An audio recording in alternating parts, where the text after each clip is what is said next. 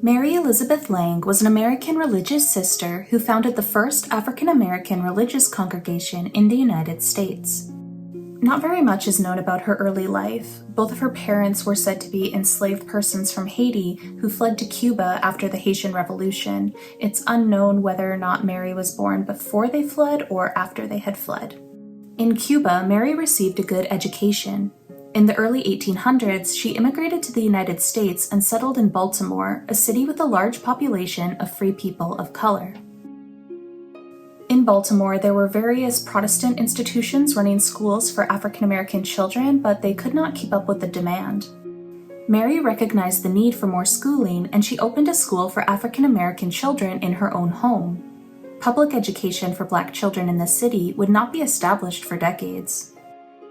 Around this time, Father James Nicholas Joubert was interested in establishing a school for girls. He was a priest who had himself fled Haiti during the Revolution. Father Joubert noticed that a lot of French-speaking children in his parish who had come from Haiti struggled with their catechism lessons because they could not read well. He received permission from the Archbishop to establish a school for African American girls, and he began looking for teachers. Mary was recommended to him because she was already running that school out of her home. Father Joubert approached Mary, and together they founded the Oblate Sisters of Providence, the first African American religious congregation in the United States. In 1829, Mary and 3 other African American women took their vows and began their work. The sisters were devoted to providing Catholic education for girls. They also conducted home visits and ran a night school so that Black adults could learn to read and write too.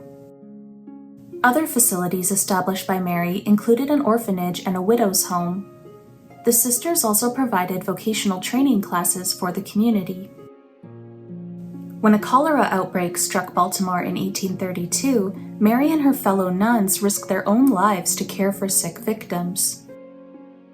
Father Joubert provided the sisters with spiritual direction, but he also helped them raise funds for all of their projects. His death in 1843 was a terrible blow for them, and they had to start begging for money on the street.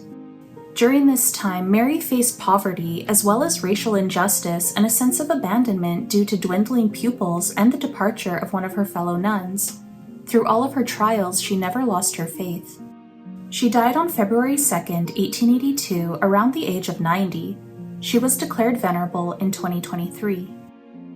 Today, the Oblate Sisters of Providence are active in Baltimore, Miami, Buffalo, and Costa Rica. According to motherlange.org, Mother Mary Lange practiced faith to an extraordinary degree. In fact, it was her deep faith which enabled her to persevere against all odds. To her Black brothers and sisters, she gave of herself and her material possessions until she was empty of all but Jesus.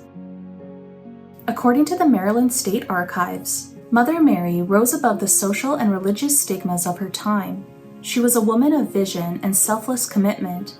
Her influence is still felt today.